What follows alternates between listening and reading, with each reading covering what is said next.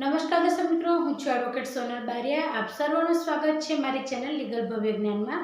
મિત્રો, આજે આપણે જાણીશું કે આડી લીટીના વારસદાર એટલે કોણ અને જો તેમને જમીનના 7/12 નકલની અંદર નામ ચડાવવું હોય તો શું પ્રોસેસ છે તેના વિશેની આજે આપણે સંપૂર્ણ માહિતી મેળવશું મિત્રો।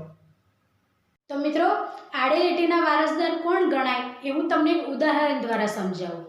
ધારો કે એક રમણભાઈ નામના વ્યક્તિ છે, તેમને 2 દીકરા અને 1 દીકરી છે। એટલે રમણભાઈના મૃત્યુ બાદ જે એમના 2 દીકરા અને 1 દીકરી છે એ સીધી લીટીના વારસદાર ગણાય મિત્રો। હવે આડી લીટીના વારસદાર કોણ? તો તેમના જે દીકરી છે, જો દીકરીનું અવસાન થાય ત્યારબાદ જે દીકરીના દીકરા દીકરીઓ છે તેમને આપણે આડી લીટીના વારસદાર કહીશું મિત્રો। એટલે રમણભાઈના મૃત્યુ પછી તેમના જે 2 દીકરા અને 1 દીકરી છે એ સીધી લીટીના વારસદાર છે, એટલે તેમની વારસાઈ દ્વારા 7/12 ની અંદર નામ આપણે ચડાવી શકીએ છીએ। પરંતુ જો તેમની દીકરી પરણિત છે અને તે મૃત્યુ પામે છે તેવા સમયે તેમના જે દીકરા દીકરીઓ છે તે આડી લીટીના વારસદાર છે, તો તે રીતે તેમની જે પ્રોસેસ આવતી હોય તે રીતે તેમના 7/12 ની અંદર નામ ચડે છે મિત્રો। હવે આપણે જાણીએ કે આડી લીટીના જે વારસદારો છે તેમના નામ કેવી રીતે દાખલ થશે 7/12 ઉતારામાં। તો સૌપ્રથમ તમારે એ સાબિત કરવું પડશે કે અમે આ વ્યક્તિના આડી લીટીના વારસદાર છીએ।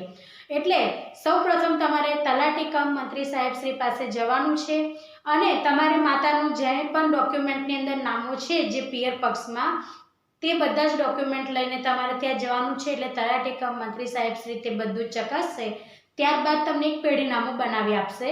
આ પેઢીનામા બાદ તમારે એક એડવોકેટ પાસે જવાનું રહેશે અને ત્યાંથી તમારે 50ના સ્ટેમ્પ ઉપર જે પણ સોગંદનામું લખાવવાનું છે કે અમે આમના દીકરી અને તેમના અમે આડી લીટીના વારસદારો, અમે આટલા દીકરા દીકરીઓ, અમે ભાઈ બહેન છીએ તેવું લખાણ લખીને એ બધું જ તમારે લઈને અને તમારા તાલુકાની જે પણ ઈ-ધરા છે ઓફિસ ત્યાં આગળ સબમિટ કરાવવાનું છે અને તે રીતે તમારો આ જે આડી લીટીના વારસદારો છે તેમના નામ 7/12 ની અંદર ચડશે મિત્રો।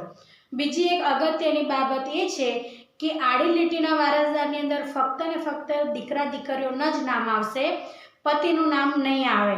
એટલે ફરી ઉદાહરણ દ્વારા સમજાવું છું કે રમણભાઈના 2 દીકરા અને 1 દીકરી છે, તો જે દીકરી છે તેના હસબન્ડનું નામ નહીં આવે આડી લીટીના વારસદારમાં। એટલે 7/12 જે તમારે નામ ચડાવવાનું છે તેની અંદર માત્ર ખાલી એમના દીકરા દીકરીઓના જ નામ ચડશે, હસબન્ડનું નહીં ચડે મિત્રો। આ એક અગત્યની બાબત છે કે જે તમારે નોંધવા જેવી છે। તો આ રીતે આડી લીટીના વારસદારોના નામ દાખલ થઈ શકે છે મિત્રો। ઇન્ફોર્મેશન કેવી લાગી તેના વિશે તમે કોમેન્ટમાં જરૂરથી જણાવજો। જો તમારો પ્રશ્ન હોય તો એ પણ જણાવજો મિત્રો। આજના માટે આટલું જ। જય હિન્દ, જય ભારત।